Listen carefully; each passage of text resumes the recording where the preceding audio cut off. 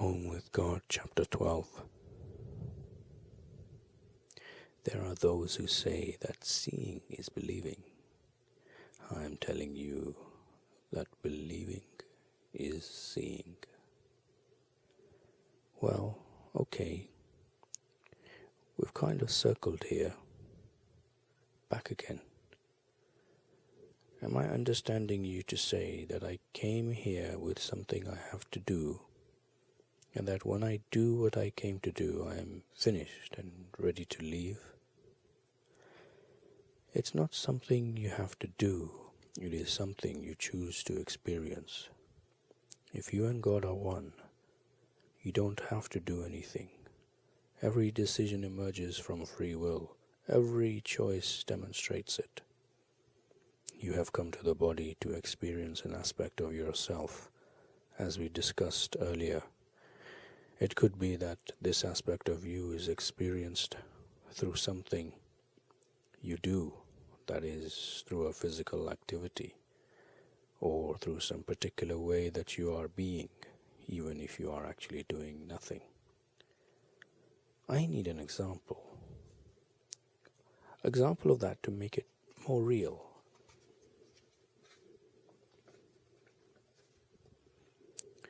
Well, since we are talking a lot about what you call death and dying here, let's say that you are sitting quietly at a funeral. You are doing nothing, really, except sitting there. You are hardly moving, but you are being something, yes? Maybe you are being sad, or maybe you are being inwardly joyous. You could be either. Much would depend on how you see things. In this case, on how you see death. My perspective will create my perception. Yes. And this is the way you create what you are being, in short. In short, if you are being sad, it is because of the way you are looking at things. And if you are being inwardly joyous at that funeral, it is for exactly the same reason. And how you are looking at things is a choice you make. It is a free will choice that defines who you are and who you wish to be and how you wish to experience yourself. You can change your perspective in any situation by changing your mind about how you want to look at it. You can decide what you want to see, and then having placed it there, you will find it there. Now there's a statement. Yes, it is a very empowering statement of what is so, unless it is not. And do you know who will decide? Me. Yes, you. That is right. You will decide.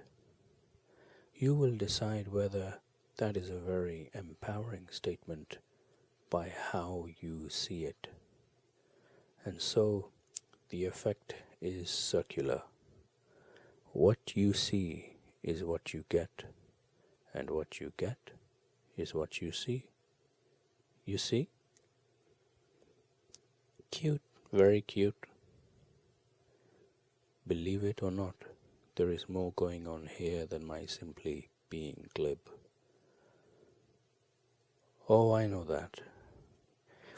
Your glibberosities always point to a huge underlying truth. I'm glad you like making up words. That's going to come in handy later.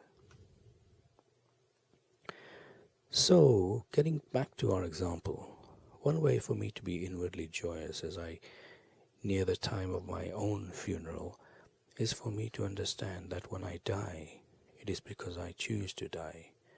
Everything that happens to me, I am at some level causing, including my own death and the timing of it. That is exactly what I am saying here, yes. This will bring you great peace at the time of your death. knowing that you and God are one, and that you are making this decision jointly can take you to a place of soft serenity. Yes, that idea requires humanity to believe in a whole different kind of universe. In our universe, most people who believe in God at all think about God, not themselves as first cause. And God is certainly the cause of their death. They die when God decides to call them home.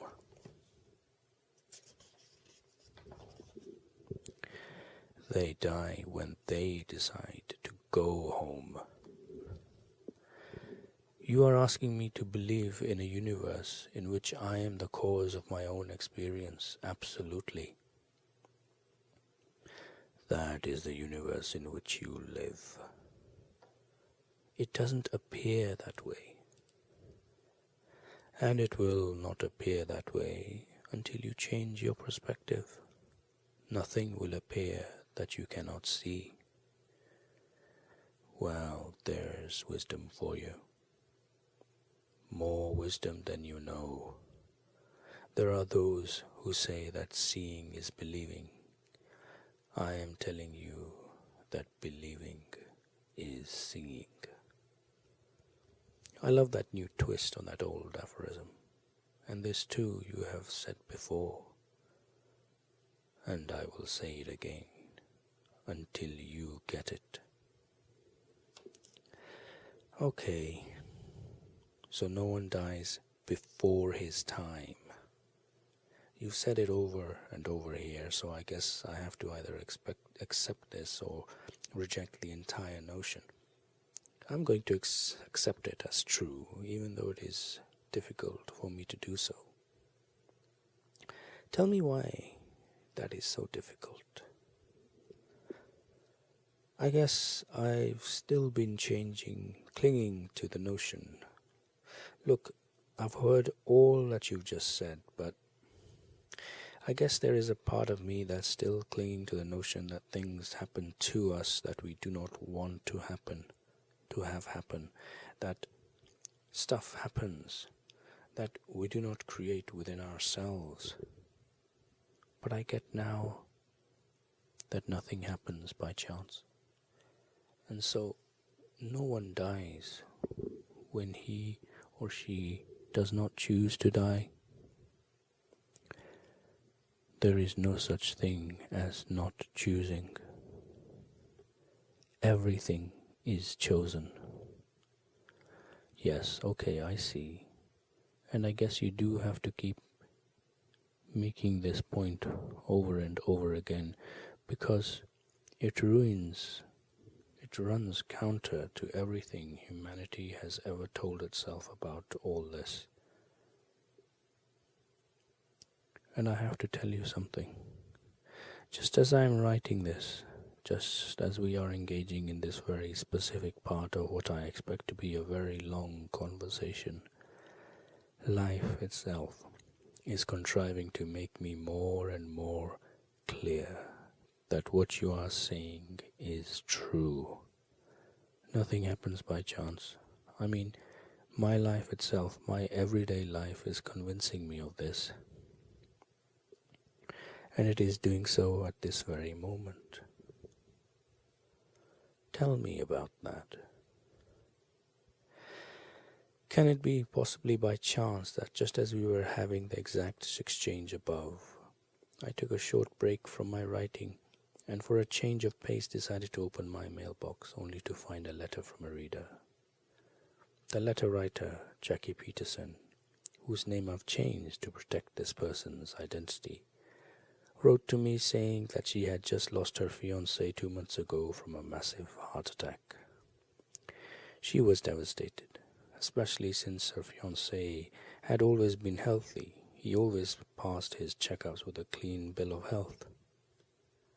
She mentioned the Conversations with God books in which she read that we choose our earthly life situations. So she wonders, has she chosen this situation for herself? Or is it part of her former fiancé's model of life? Did you reply to that letter? I sure did. After I got over being completely flabbergasted that it would just show up at this exact moment, I did my best to answer the question. I based my reply on the very conversation we are having right now. Well, let's see how you did. Let's see what you wrote. This is my reply. My dear Jackie, please hear me at the depth of your soul when I tell you how sorry I am that this occurred in your life. I do not want to give you easy answers here that make it all sound so simple and make you wonder why any of this should be a problem.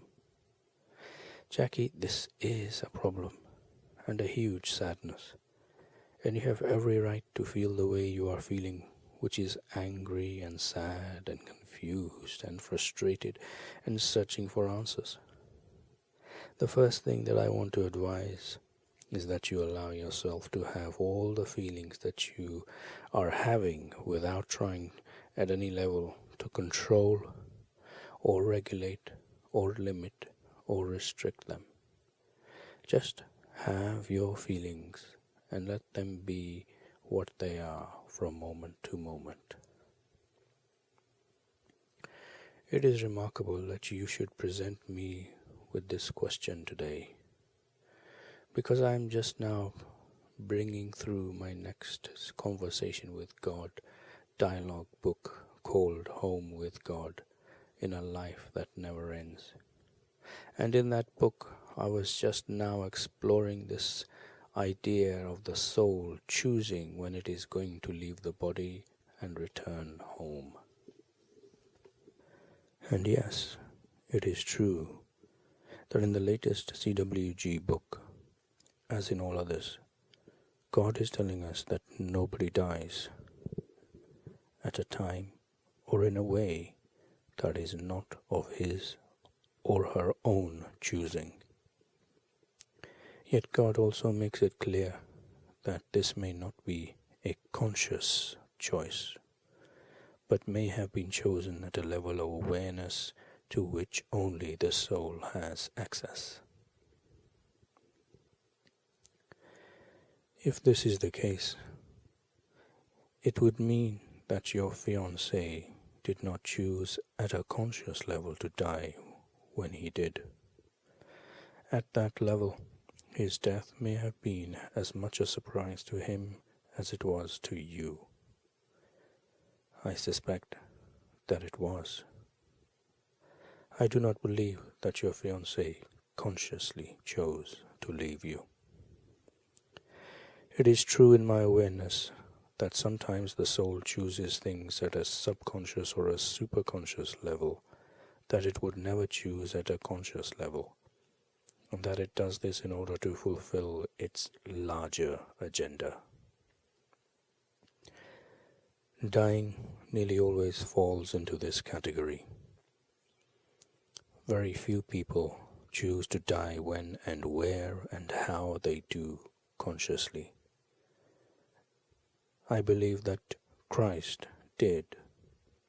I believe that the Buddha did. I believe that other souls have done so, but I believe that this circumstance is very rare. Try, therefore, not to be too angry with your fiancé, but rather allow yourself to direct your anger towards the circumstance that took him away from you, just as you were really beginning to enjoy your life together. I deeply understand and appreciate how devastated you are, and as I said, you have a right to be. In terms of understanding all that has happened, however, I believe that it is possible that one of the goals of the soul of your fiancé was to experience itself in perfect union and wonderful relationship after many attempts in this lifetime and many attempts in previous lifetimes as well. I believe that your fiancé was a gift to you, and that you were an even more extraordinary gift to him. You were what he too had been searching for. I believe you entered his life as part of a contract or agreement, allowing him to experience himself at last as much more of who he really is. I believe that he felt more himself with you than with anyone else he was ever with, not only in this lifetime, but perhaps in many lifetimes. This may all be a little hard for you to take, Jackie, on a human level, so I'm going to ask you to see if you can jump to a very high spiritual level to understand what I'm going to say next. I believe it is possible that your fiancé died of happiness. You are right, Jackie. He never did have a seriously ill day in his life. He was in good condition. He did have his checkups regularly, etc., and there was no earthly reason for him to die so suddenly. There may, however, have been a spiritual reason. He may quite simply have finally finished his earthly agenda with your help, with the assistance of you, the friendly soul with the specific intention of providing him that last assistance so that he could return home and then move forward with his evolution. You showed this wonderful man, Jackie, just how wonderful a relationship could be, and just how wonderful he could be inside a relationship. As I said, Jackie, I believe that your relationship created a context within which he could have an experience of himself unlike he had ever had before. I go further. I am willing to bet that he actually told you this. I am sitting here believing that he actually said this to you in so many words, that he never experienced himself before the way he experienced himself with you. And so, Jackie, your fiancé left his body suddenly, gloriously celebrating what he had found and what he had finally experienced of himself, the fullness of who he is. The great sadness that you are being asked to bear is all part of the enormous, unspeakably wonderful and spiritually generous gift that you have been invited by life to give this very special other, which is really just another part of you, so that you also may know who you really are.